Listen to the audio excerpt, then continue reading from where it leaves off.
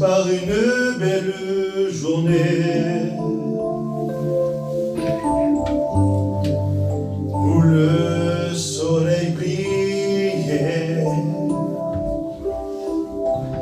un vent léger me caressait,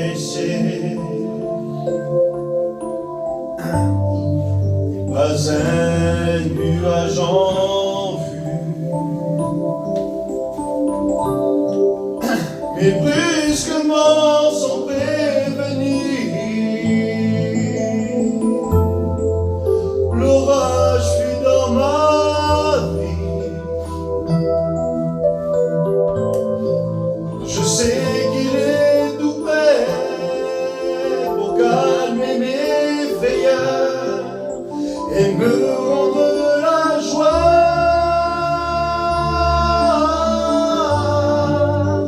Quelqu'un parle de paix, je le connais, puis je le connais. Quelqu'un parle de paix, dont la mer est déchaînée,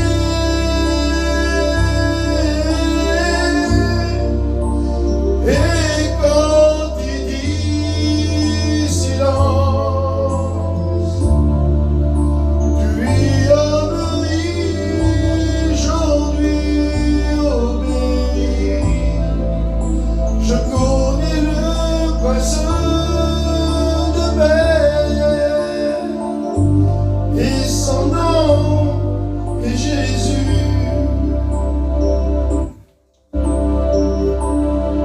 Il n'y aura jamais personne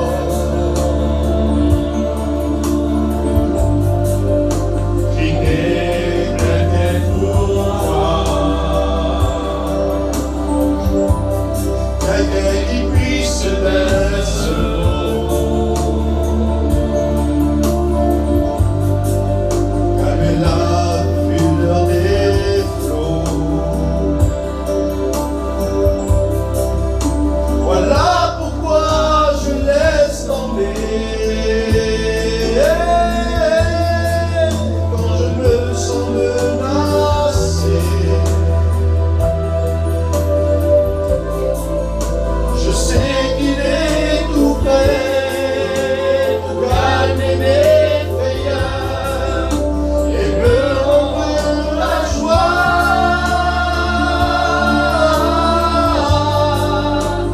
Quelqu'un parle de paix, je le connais, puis je le connais. Quelqu'un parle de paix, dont la mer est déchaînée,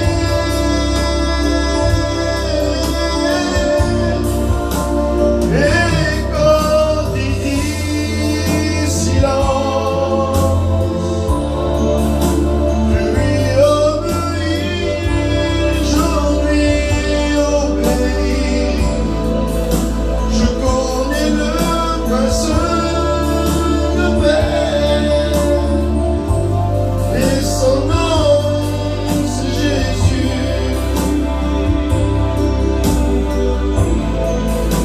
Je connais le prince de paix, et son nom est Jésus. Amen. Gloire à Dieu, soyez bénis, amen. Je suis content d'être là pour faire la réunion. Je vais laisser la place à l'ancien, et Garcia m'a invité. Je suis content d'être venu prêcher, mais il y a l'ancien qui est là, j'aurais préféré que ce soit lui. Et surtout la peur que j'ai envie de m'en aller là. Mais je compte sur la grâce de Dieu. Alléluia. Vous savez, on va parler de la parole de Dieu et des fois la parole de Dieu, aujourd'hui il y a beaucoup d'hommes qui cherchent à la détourner ou à la faire un peu à leur façon. Mais la parole de Dieu, elle n'est pas de notre façon à nous. Elle est comme elle est. Amen. Que ça te plaise ou non, la parole de Dieu, elle est telle qu'elle est, puis Dieu l'a fait droit. Amen. Il ne l'a pas fait autrement. Et puis, tout ce que Dieu fait, le fait droit. Dans le livre de l'Ecclésiaste, au chapitre 7, c'est marqué « Dieu a fait l'homme droit ». Mais malheureusement, il cherche beaucoup de détours. Et aujourd'hui, l'homme cherche beaucoup de détours à travers les religions, à travers son caractère, à travers sa mentalité, ses coutumes. Mais Dieu est droit ce soir. Amen. Et j'aimerais tellement que tu aies les yeux ouverts sur la parole de Dieu. Que tes yeux se rouvrent réellement. Vous savez, des fois, il y a des personnes qui peuvent voir l'évangile de loin et puis pas avoir les yeux ouverts. Parce que comme on regarde l'évangile de loin, ça nous paraît tellement vilain comme on ne connaît pas Dieu. Comme on regarde le monde de loin, il nous paraît tellement beau. Mais comme on s'approche du monde, il n'y a pas plus vilain monde, en vrai. Il y a l'alcool, il y a la drogue, il y a toutes choses que vous pouvez imaginer, des choses abominables. Les disputes, les querelles. Et comme on regarde l'évangile de loin, on voit une réunion fait rassemblée dans une maison ou sur un chapiteau qui a plein de trous, je ne sais pas moi. Mais il y a un trésor qui est en dessous. Amen. Il y a quelque chose de merveilleux. L'évangile, il n'y a pas plus beau monde, mais tu ne peux pas voir parce que tu ne vois pas comment que nous on voit. Écoute, nous on est des serviteurs de Dieu et puis on est là un peu pour déjouer les plans de l'ennemi si vous voulez. Pour donner la possibilité aux hommes de suivre Jésus et puis d'aller jusqu'au ciel. Et il y a un homme un jour, on trouve cette histoire-là dans le livre de 2 Rois au chapitre 6. Il y avait un homme qui était là, c'était Élisée. Cet homme-là, c'était un prophète. Et à cette époque-là, ils avertissaient les rois comme ils partaient en guerre.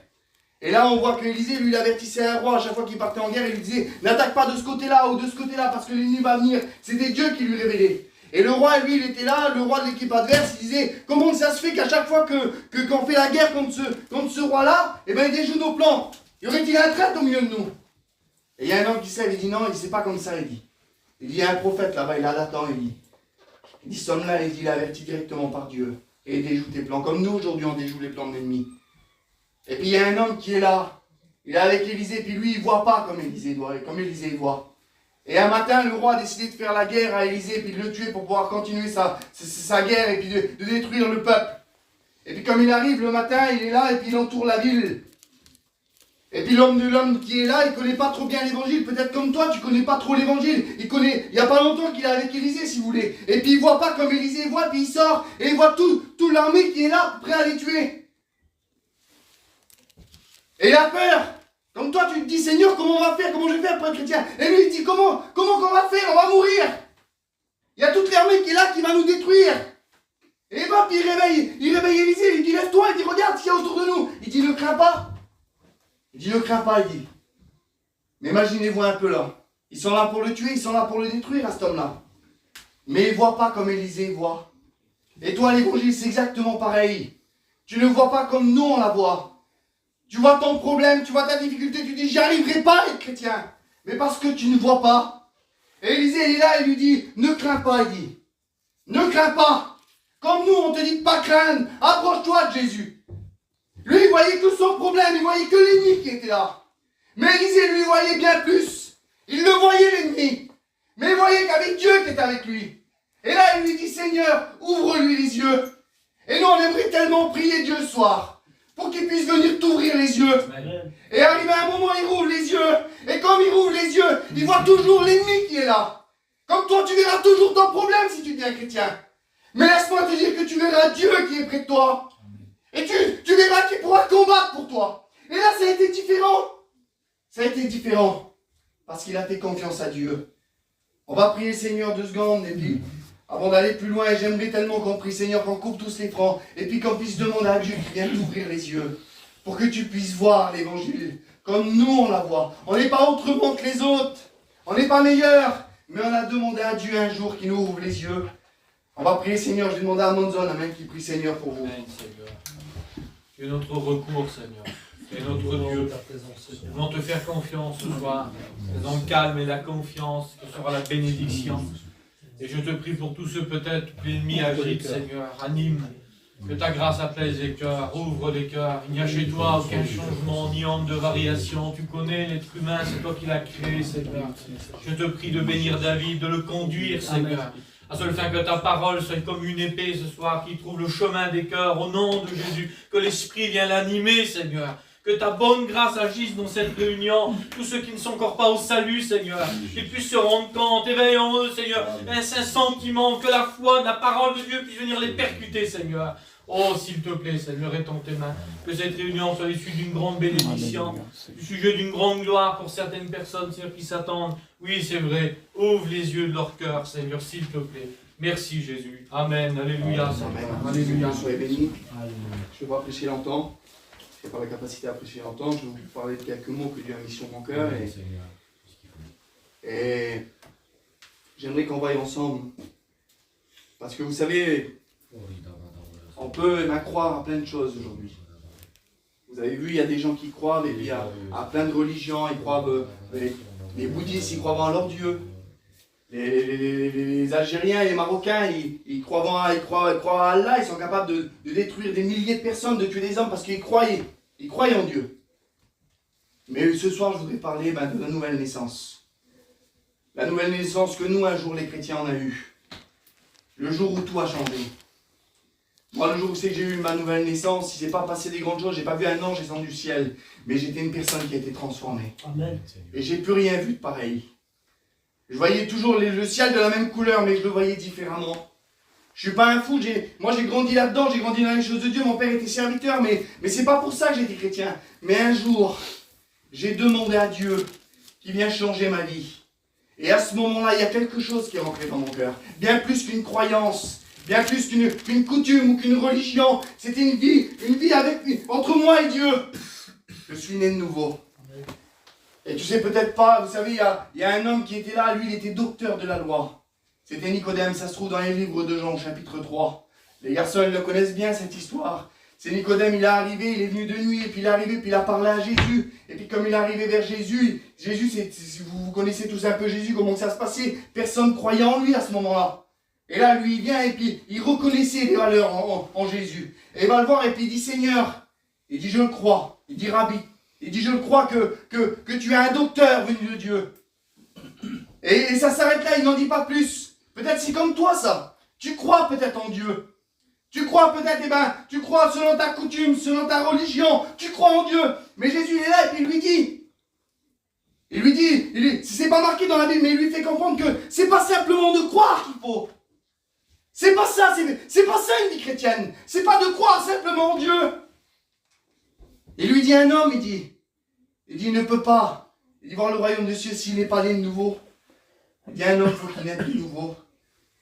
Et Nicodème, il ne comprend pas, c'est normal, là il n'y avait pas la Bible à l'époque, il n'y avait pas personne pour l'enseigner. Et puis c'est un peu bizarre comme réponse qu'il lui fait. Il lui dit comment ça, il dit un homme, il dit, excusez-moi des mots, mais il pourrait rentrer dans le ventre de sa mère en étant vieux et renaître. Il dit non, il dit c'est pas comme ça. C'est simple l'évangile. Il dit, ce qui est né de chair, il dit, c'est la chair, il dit, et puis nous aujourd'hui on est nés, et puis on est des êtres humains, c'est comme ça. On est sur le chemin de la chair. Mais si nous voulons voir le royaume des cieux, il le dit Jésus, il dit un homme qui est né de nouveau, s'il n'est pas né de nouveau, il ne peut pas voir le royaume des cieux. Je t'invite ce soir à être né de nouveau. Amen. Jésus dit ça à cet homme-là, il lui dit, si un homme n'est pas né d'eau et d'esprit, et c'est à ça que je t'invite ce soir. À naître d'eau et d'esprit pour que des écailles puissent tomber de tes yeux. Une vie chrétienne, c'est pas simplement de croire, c'est de naître de nouveau. Dans les livres des Actes, au chapitre 9, il y avait un homme qui était là. Cet homme-là, il était sur le chemin de la chair. Il n'était pas sur le chemin de l'esprit.